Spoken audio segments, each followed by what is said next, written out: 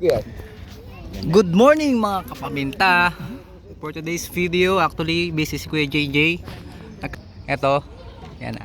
Tapos si Kuya Jun, mga laterong malupit, tsaka pintor na malulupit, at isang laterong walang kwenta. At ako yun. Joke lang. So, yeah, for today's video nga, andito kami nagkakape. So, habang Saan bang lugar to? Saan bang area? Riverside. Nasa Riverside kami. So, nakikita nyo, walang masyadong chicks ngayon kasi yun talaga yung hinihintay namin. Pero ngayon wala naman.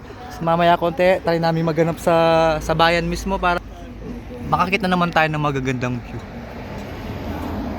Magandang view Magandang view, syempre. Kasi yung mga vlog ni Kuya JJ, puro bahay. Puro bahay lang eh. Tsaka puro puro magagandang tanawin. So mamaya itatitingin naman tayo magagandang tanawin talaga. Yung mapapaswabe ka. Wala, no chicks allowed na sa akin eh. Para sa mga bata na lang yan, mga ganyan. Ito yung view. So habang nagkakape, kwentuhan muna tayo regarding sa mga trabaho, syempre. First time ko mag-vlog, so pagpasensya naman, di ako magaling. Nagano lang ako kasi Walang trabaho. kinuha ko lang yung hobby ni Kuya JJ ngayon. Ako muna daw magbablog habang busy siya tumitingin ng Mga isda. ng mga isda.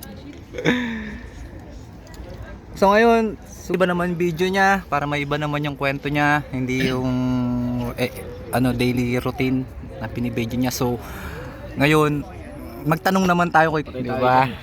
Okay, JJ.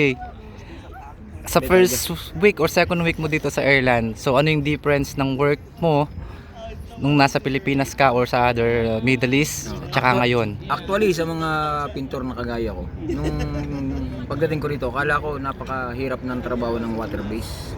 Sundin mo lang ang procedure, napakadali, mas madali pa sa solvent. Saka ang mga pintor dito, napakaginawa ng buhay. Totoo lang, kasi bakit ka mo, hindi ka na magmamasilya. Yung latero na magmamasilya, kung meron mang kunting-kunti na lang ang hahabulan mo. Kaya yung mga pintor dyan, ang mahirap lang talaga mag-apply ng Australia, ng Europe. Pero pagdating nyo rito, napakadali ng trabaho ng mga pintor. Kasi latero na nga nagmamasilya para sa inyo. Paprimeran mo na lang, tapos papasok sa oven, bubugang mo na. Mahirap lang mag-apply. Pero pag narito ka na, napakadali ng trabaho. Mas madali sa Pilipinas. Sa sahod, ayos naman. Mahirap lang magsalita. O bigyan na lang ng idea regarding sa sahod. Tama-tama lang makabuhay ng dalawang pamilya. Yun. Sige. Totally naman. Kung nakikita si Kuya JJ, alam niyo naman pintor talaga siya. Mapunta naman tayo kay Kuya Jun, yung magaling na latero. So, ito lumaki na ng latero to si Kuya Jun Halos naging part na ng buhay niya yung pagiging latero. So, kumbaga, nangangalawang na.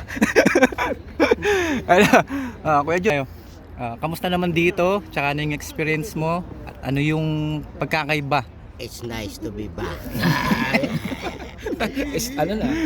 Schwarzenegger yan So, sa previous job ko, estimator ako sa Toyota, sa Saudi Arabia, sa Abdul Latif Jamil. So, I've been working there for 8.5 years as an estimator. 2 taon na ako naglatero doon. Kung mo walang alam na promote ka agad. Humble talaga. Walang alam pa yan, napopromote pa. O yun, naman Masarap sa pakiramdam yung bumalik ka pagka-technician ulit para sa akin. Kasi ang pagiging latero mas interesting na trabaho kasi hindi lahat ng bangga pare-pareho yung sitwasyon. Kada hawak mo ng trabaho exciting kasi iba-ibang hindi hindi pareho pag nagtatrabaho ka sa opisina. Pagpasok mo hanggang sa pag-uwi mo, gano'n na araw-araw, gano'n yun, daily routine, hindi nagbabago. Pero pag naglalatero ka, masarap sa pakiramdam ulit na bumalik sa paglalatero. Yun lang yung masasabi ko. Yun, napakatyaga naman, Sa'yo tsaka naman, ikaw napakagandang... Ikaw lang iharap mo sa'yo. O sa akin daw, sabi ni Kuya JJ. So sa akin First naman timer ka. siguro, narinig nyo naman lahat. Sabi nga ni Kuya JJ, sabi nga ni Kuya Jun. So sa mga first timer dyan, hello tayo, kamusta? So kung nagbabala kayong pumunta ng Ireland, wala kayong... Napakaswerteng bata yan. Napakaswerte niyan, pinagpala yan. Pinagpala kasi... Unang abroad, Europe kagad. Lupit. Nalupit. Kachamba ka agad. Nakachamba kagad, binigay kagad ni Lord. Yun, tama yun. Siguro dala na ng swerte siguro. Oo, pero... Pananalangin sa Panginoon. Walang imposible.